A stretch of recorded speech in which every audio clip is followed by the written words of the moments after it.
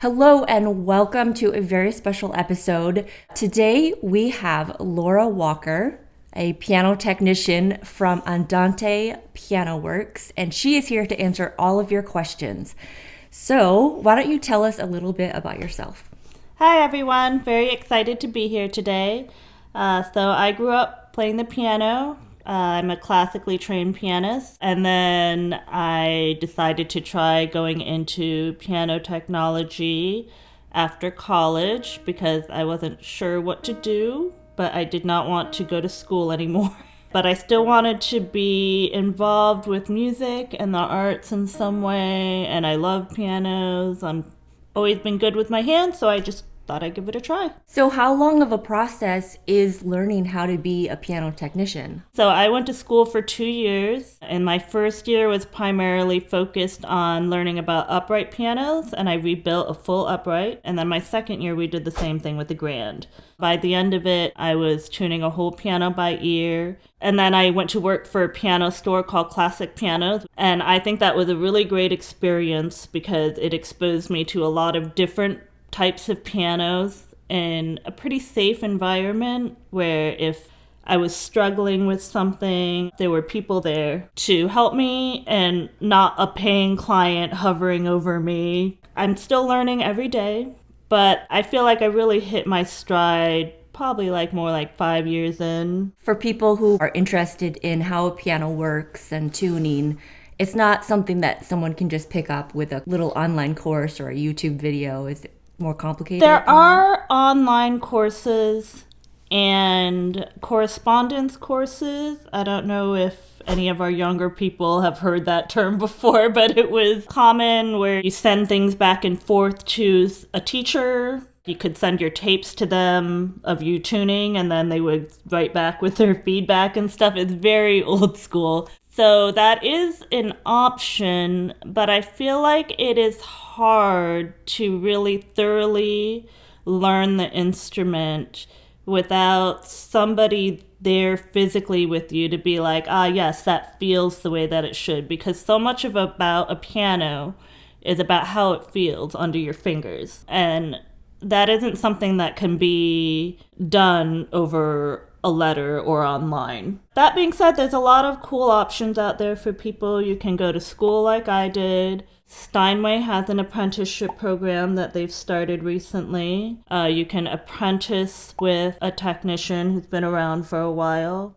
You can start working at a piano store. And I personally think that's a really good way to go because then you also have the opportunity to go to seminars with piano manufacturers who are associated with the piano store, and that's a really good opportunity to meet people and to also really specifically learn about each manufacturer's philosophy and exactly how they want you to be working on their pianos. So, describe the actual tuning process. So, with tuning, everybody knows that it's something they're supposed to do once in a while, right? But they don't really know what it means. When you're tuning piano, you're basically needing to align the sound. Notes are physical frequencies, and when they are aligned in a certain way, that's when they sound best. There's been a lot of change, but right now, what is standard is a system called equal temperament, and that means each half step is an equal distance and as far as frequency. So that means that if you know anything about the overtone series, the partials will line up the way that you want them to when you're tuning a piano. Basically, the main note that you hear when you hit a piano key, it's called the fundamental. And that's the note that you think of. That's when you hit D, it hits D. But when the string vibrates, the whole thing vibrates. But then it also splits in half, and that half vibrates. And then that splits in half, and that vibrates. And so all those different sections that are vibrating also have tones to them. You just don't hear them as strongly. But when you tune a piano, you need to make those align in a certain way. Otherwise, the piano sounds terrible. So when I tune a piano, I have to put everything in equal temperament first. I have one octave in the center of the piano. I start there because that's just kind of the easiest to hear what I need to hear. When two frequencies interact, they create something called a beat that you can hear. And then I do octaves. So octaves, you want them to be as beatless as possible. However, pianos are interesting because when you pluck or strike a string, the partials and the overtone series that we talked about deviate.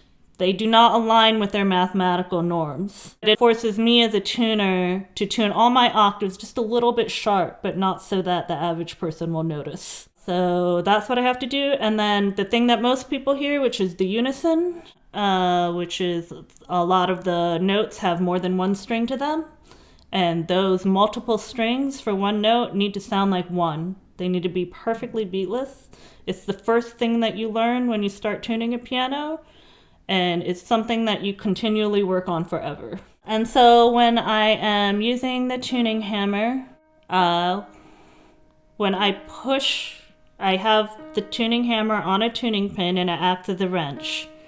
So when I push counterclockwise, that lowers the tension on the string. So lefty makes it loose and makes the note go flatter.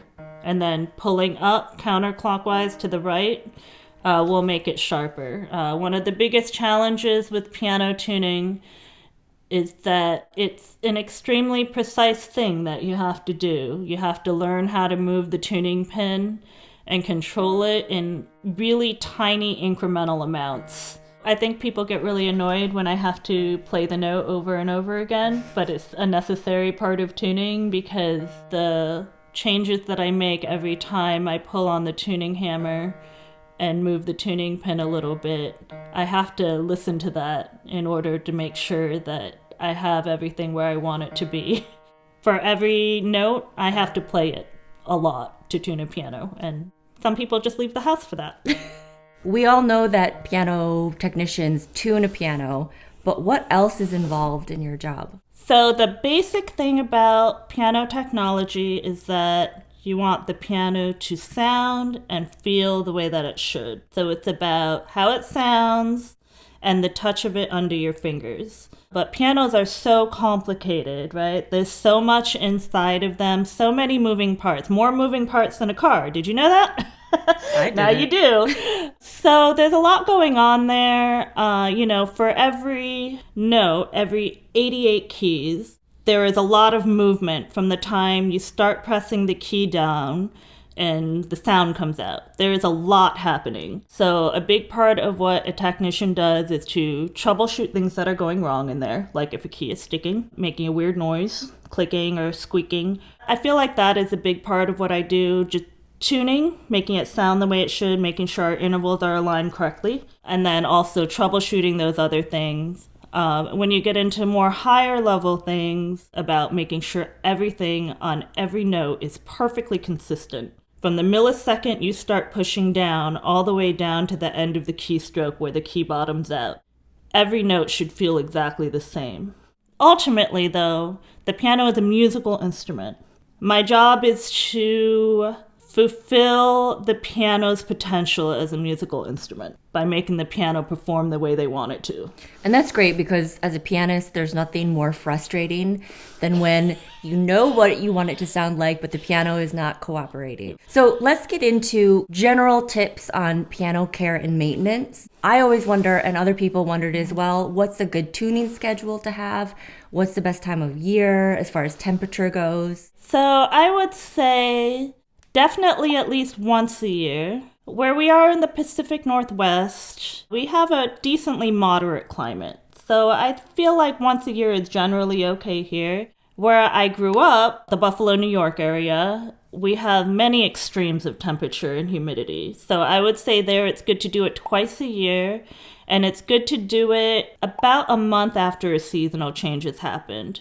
Fall and spring are transitional seasons. So I would say generally those aren't the best times. Somebody asked about expansion and contractions. When a piano is exposed to humidity, it's taking in moisture from the air, and that pulls on the strings, and that makes the piano go sharp. And so in the winter, it's thought, not necessarily the winter, depending on where you live. Like if you're in Australia, this is a totally different situation. But with dry air and heat, it pulls the moisture out and it lowers tension on the piano and it makes it go flat.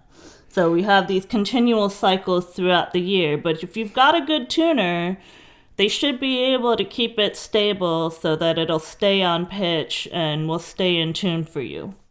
If you're in an extreme climate, like extremely humid most of the year or extremely dry, is there something that you should get to put in your piano or in your piano studio to help regulate that? I think it's good to have a humidity monitor and then also a thermometer to keep track of the temperature. Generally, I'd say about 67 to 72, I think is a good range.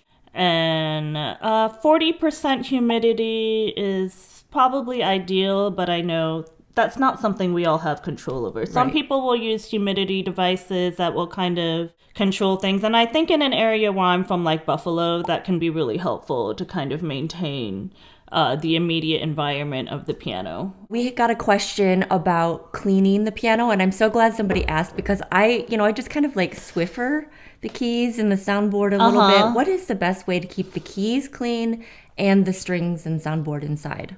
So a new piano a lot of times comes with a piece of felt that's the length of the keyboard, but closing the piano up as much as possible will keep dust out. So that's really the number one thing that you can do. So when you put that felt over it and you shut the fall board, which is the key cover that comes down and up. For the outside, you can use the Swiffer. Don't use household chemicals, guys. Don't do that. No 409 or Fantastic or any of that. You can use a light spray of water on a cloth. If you want something that will work more for repelling dust longer term, they have a product called Cori, and they make piano cleaning products for keys and finishes. You have to make sure you get the right one. Like if you have a matte or satin finish versus a polished finish, you need to get the right product. Somebody asked about the soundboard, and so that person was on the right track with an air compressor where you can blow the dust out. If that is not getting the job done for you, or God forbid something gets spilled in the piano, then really your piano technician is the best person to do that for you, because it is difficult to navigate underneath the strings. So I don't know if you guys know this, but the whole inside of a piano comes out. When I can pull that whole inside out, I have more access to the soundboard, but that's not something I want you doing at home. Okay, so try to close the lid when you're not playing it. And if you need to, if it gets really dusty, just one of those air compressors. But what about the keys if they get sticky? Like if you have a kid who touches it after eating something and you really need to disinfect it. I think Simple Green is a really good product. Get Simple Green and you dilute it appropriately according to the directions and spray it on a cloth and wipe the keys down. I feel like that is really effective for like really sticky things like what you're talking about. And then also that company I was mentioning before, Cori, they do make a key top cleaning product that is safe. I personally have a question. How do you know when, let's say you move to a new place, or you just get your piano, how do you know that your piano tuner knows what they're doing? How do you know that they're good? I feel like this industry has tended to be very referral based. I really feel like when you're new to an area, a really good way is to get a referral from a piano store. And then if you're not happy with that referral, they can find somebody else for you. Generally, they're not just going to refer somebody willy-nilly without ever having experienced your work. Oh, piano teachers as well. What's the best placement of a piano in a room? I generally like to recommend that people place their pianos in a way so that when the lid is open, the sound has an opportunity to flow out into space. Otherwise, it's going to bounce and it's maybe going to create some weird distortions or just be too loud for you because the sound is like hammering into your ear again. So in my piano studio, I have a ton of windows, and in the Pacific Northwest, it doesn't get too sunny all the time, but some days it does. Do I have to worry about a lot of sun coming in? So I would say that you do not want direct sunlight hitting your piano. That's something that can really throw it out of tune. And also just something that can long-term damage the finish, particularly on wood-tone pianos. It will cause a fading of the finish over time. Finish work is extremely expensive. So if you wanted to fix that, it would a lot of times not be affordable for a lot of people. So as in, like, you might just want to buy a new piano? it depends on the piano, possibly. So Okay. Speaking of buying a piano, what is the best advice for people looking to invest in a piano? So if we're talking about a used piano, you can either have a piano technician that you trust check it out before you actually spend money on it. Or a piano store is a lot of times a good place to get a used one, a reputable place, because they will often include a warranty, and they also have associations with moving companies to kind of keep those costs down, because something a lot of people don't think about when they're getting a piano is moving cost, and they are very expensive. And that's something that you definitely want to invest in. I have seen the result of people moving their own pianos, and it's not pretty, guys. Let's say you're kind of a beginner, late beginner pianist. What are some simple things they can do when they sit down at a piano they're considering? What are things to look for, feel for, listen for? Okay, I really like this question. This is a good question. Play every note. Try to repeat every note. Because almost every note will play once, but not every note will play twice. I mean, and if it's just one note that's maybe not working quite right, that might not be a big deal. What we're looking for are broader patterns of things. So if you're encountering a lot of notes that are sticking and they feel like they're sticking in the same way, that could be something that adds up to be a big expense. If you touch the edge of the key, the top of the key kind of sticks out a tiny little bit over the bottom of it on the lip. We call that the lip. If you grab the lip and move it side to side gently, if it wobbles a lot, or you can kind of hear a noise when it's wobbling, that's a sign that the felts are worn down and pretty loose. And it can make things feel sloppy when you play. If you are able to open the lid and look at the strings, check for rust. Rust is not good in general. If you can, when you open the lid on an upright in particular, there's something called the pin block where the tuning pins go into. If you look at the wood and see any cracks in the wood, that's really bad. If the piano is horribly out of tune, I mean, some people don't get their pianos tuned too often, so that's not necessarily a sign that you shouldn't buy it. But if you're playing and going up and two notes next to each other sound the same, they're like the same note, that's not good. Check the pedals, see if they're working first of all, and then if they're making noise, or also if you, and it's similar to a key where you wiggle it from side to side, is it really loose, is it making noise, is it squeaking? These are all, like, I think good easy ways for an average person to kind of gauge what's going on with an instrument. And the Piano Book by Larry Fine is a really good book for people to check out. It has it can tell you a lot about different values and the quality of different piano brands. But ultimately it's about how somebody took care of it.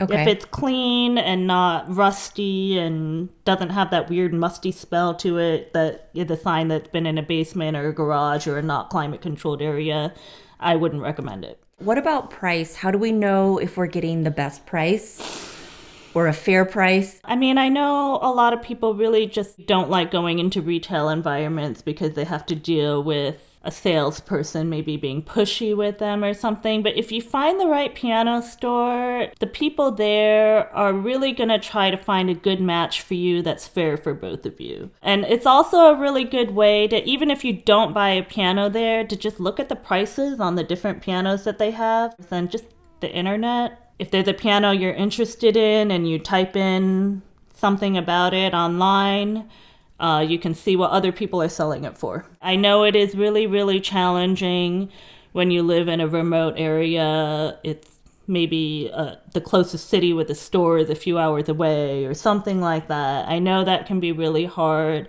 But if a piano is a really important investment to you, I really would recommend doing it. Let's say you buy a piano from a showroom and you take it home, whether it's brand new or used. Is there a kind of a breaking in period? I don't know if I would describe it quite as that, but a piano is going to sound different in a different place because of physics and the acoustics and the physics of sound. Generally, piano showrooms are going to be bigger spaces, but they're just going to be different. The way the sound bounces off the walls, the way you have your piano positioned in your home. Like if you have it open directly to a window, it's going to bounce off the glass. So that is something to get used to. There's also the issue of piano voicing. Somebody asked about this, and I really like this question because I feel like it really gets into the heart of what it means to be a piano technician, which again is about maximizing the piano as a musical instrument. I want you to be able to have a full range of musical color in your playing. And sometimes when you move a piano into a different room, or just over time as hammers get worn down, they change shape, and the way they hit the strings is going to be different because we're dealing with a percussive instrument here in some levels. When something is different as far as hardness, or softness, or angle hits a drum, it's going to sound different. Like if you hit a drum with a stick or a brush or a mallet, it's going to have a totally different sound. So most people don't know this, but pianos are like that too. If you can get a piano that's voiced the way you want it to have the tone that you want it to, and the range and the richness that you want it to, that's when you can just really be the piano player that you want to be. And it won't happen if you have a piano that doesn't work. Once you're ready to voice it, if you want to do that, is it altering the hammer itself? A lot of times voicing is about either softening the hammer, which we tend to do with needles, or hardening hammers, which is done with chemicals. And a lot of it is also going to depend on the felt itself and the quality of it. Okay, so to close this out, we got a lot of random and some fun questions. So we're just going to do a lightning round of Q&As. Are we ready? Yeah. Okay. Has a string ever snapped while you were working on a piano? Absolutely. Usually about twice a year. Is it terrifying? Do you scream? I don't scream. Usually I'm in a client's home, so generally I will swear internally. What was the most expensive or famous piano you ever worked on? I feel like the most unusual piano I've worked on is a Schimmel, which is a European piano. The frame of this piano was, instead of being wood, was plexiglass, so it was see-through. So that's probably the most different one. As far as the most expensive, I do some work for Steinway for their concert division when they have pianos that they send out for concerts regionally. What is an important lesson that you learned the hard way from your career? I think this is something I still struggle with a little bit, but it's much better now. I can only do as much as the piano will let me. There are some pianos that just don't have the build quality, or they haven't been taken care of in a way. You know, there's a big difference between a Steinway D or a spinet, a budget spinet that was made in the 1930s. Not every piano can be a Steinway D. Some pianos can't be awesome. They can only be as good as they can be, and you really just kind of have to learn to gauge that. What is the weirdest thing that you ever found inside a piano? So this is not me personally. I have heard of people finding illegal drugs in pianos. Apparently they were trying to hide them and maybe forgot about them. Some people, especially in a piano that has maybe been kept in a garage or a basement, mice infestations, dead mice. I did hear of somebody finding a dead cat once. A mummified cat. I know. If you go to classic pianos in Portland, they had a glass top kind of lift desk thing, and it just says things found in pianos. And anytime you find something weird, you just put it in there. So if you're curious about it, you can go down there and check it out. Oh, this is a good question. When you're talking to your piano technician, how do you refer to the key? So like if, the F below middle C has a problem, how do you refer to that one? I mean, I think just saying it the way you did is a great way to do it. F below middle C. Generally, I think in terms of, the bottom three notes being 0 and the lowest note C being C1 and then going up from there.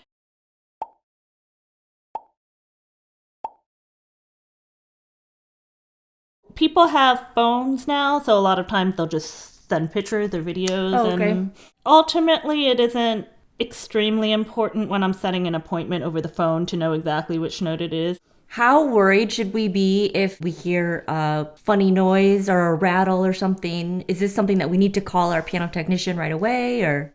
I wouldn't say you need to be worried about breaking something while you're playing.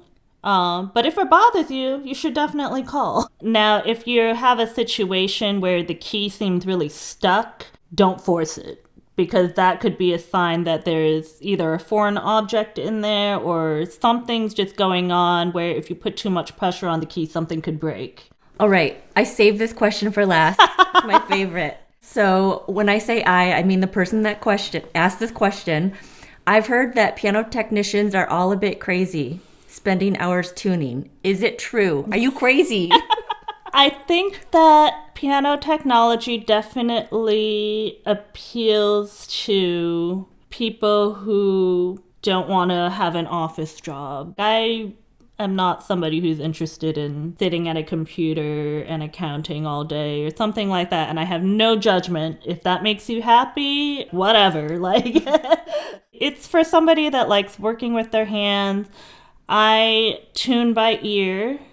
A lot of people use electronic devices nowadays, but I tune by ear. And for me, when I tune a piano, it's pretty meditative for me, kind of hearing things, the sound align the way that I want it to, kind of bringing it from not being aligned, I guess, and then to kind of hear it come in. There's a certain quality to it that kind of helps calm my brain down, and I enjoy it. I don't know if that makes me crazy.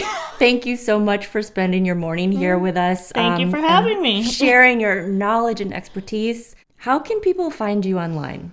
The best way is through my website, which is AndantePianoWorks.com. If you know music, you know that Andante means at a walking tempo, and my last name is Walker, so it was just kind of a funny play on words for me. But if you go to my website, you can learn more about me or contact me. If you have any questions, feel free to reach out. I would love to hear from you. Thank you so much. Thank you. All right, we'll see you next time. Bye.